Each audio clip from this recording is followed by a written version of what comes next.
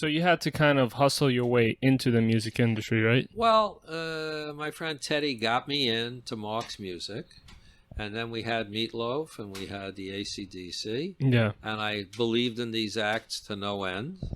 And I'm somebody who can believe in something for more than 15 minutes. And I don't care what the industry thinks about anything. I care more what the public thinks, because it's the public that supports us, not the industry, per se. So, I wait for the public to vote, and until an act gets a chance to have the public vote, so to speak, by having a chance to, nowadays to stream the music, or back in those days to buy music or whatever, until that happens, I don't give up. I keep going. So how did you come across Meatloaf and AC/DC? Okay, how did you sign them? I'll tell you, it's been an interesting journey. Meatloaf came to me through somebody that was hanging out up at Mark's Music, a fellow by the name of Earl Schumann, who unfortunately is no longer with us. He was a great songwriter in his day. And AC/DC came to me through an affiliate of ours in Australia, Jay Albert's and Sons, who was an affiliate of Mark's Music in Australia. And I went to see Meatloaf at a tribute to Salute to Reno Sweeney's at Carnegie Hall. Meatloaf was playing there with, just with his partner, Jim Steinman, and Corey Dodd.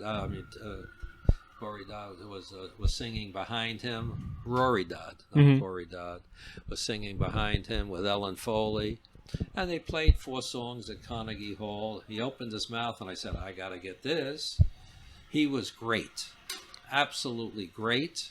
And you just knew right there and then. Yes. And the songs were fantastic. I love the songs. And to me, it's all about, ultimately, it's about the songs. Yeah. And the performances.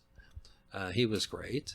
And AC/DC, when I came across them, what blew me away was their live performance. I said, this has got to happen. I didn't think they had the hit when I initially saw them, but I said, boy, they will come up with the hit.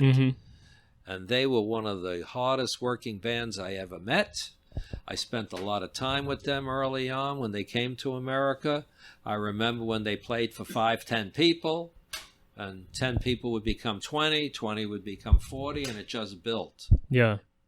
So you had an eye and ear for talent. Yes. Yeah. You were able to recognize. Well, I've been a fan. Yeah. See, I never wrote a song, played a song. I don't sing, I don't write, I don't produce. So, I'm a fan of music. I never compare what I would do to what the talent is doing. And I think that's a big mistake that people in the business make. I tend to be objective. I have a feel for what works based on my own tastes.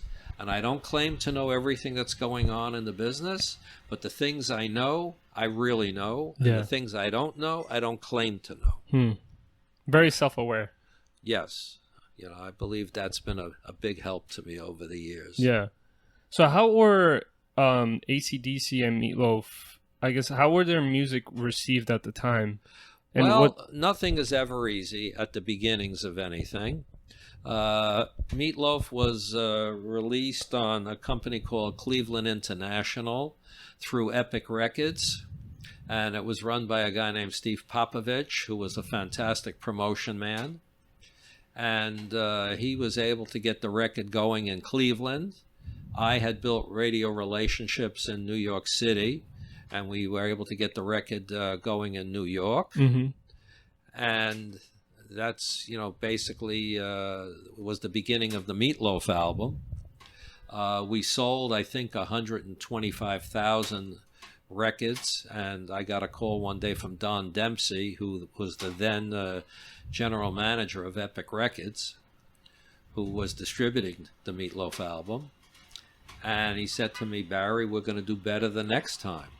I said, Don, we're going to do better the next time.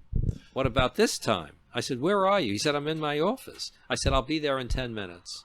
And I'll never And what forget. do you mean by that? How was the record performing? Well, at the time? record performed well, but he felt 125,000 was it. Yeah. You know? And the record had been out for how long? It was out for several months. It takes time to Yeah. build things. Records don't happen overnight, not even today. Mm-hmm. Now today they can even take longer to happen.